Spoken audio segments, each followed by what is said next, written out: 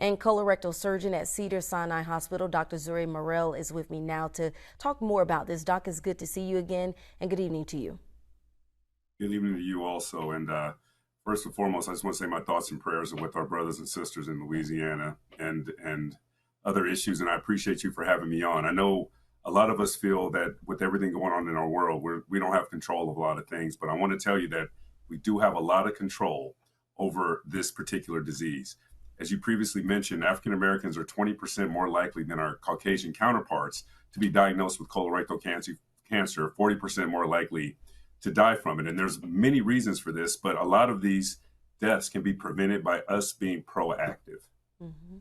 And Dr. Morel, just over a year ago, you and I actually spoke about this, about the late great Chadwick Boseman passing away from colon cancer. Now Real Housewives of Atlanta star's husband, Greg Leaks.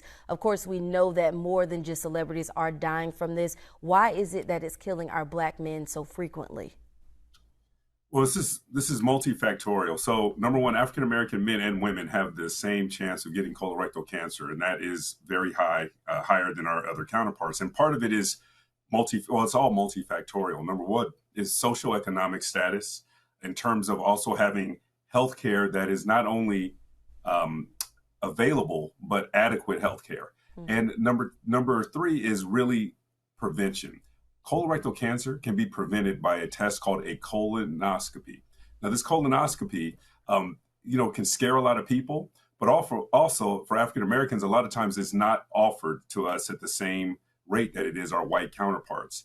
And so I implore everyone listening is you have to be your own healthcare advocate. What does that mean?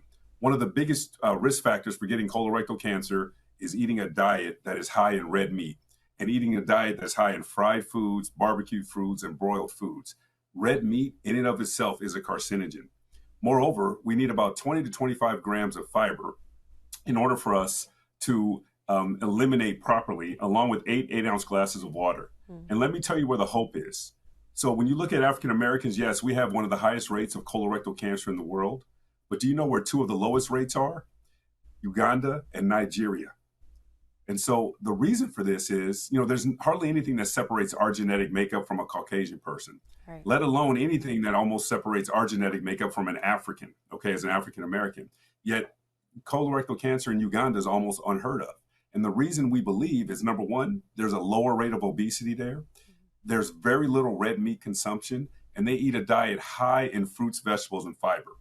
Now, something since the last time we talked that I think is a huge breakthrough is looking at the epigenetics. We're starting to realize that a lot of colon cancer is dependent on race, the location.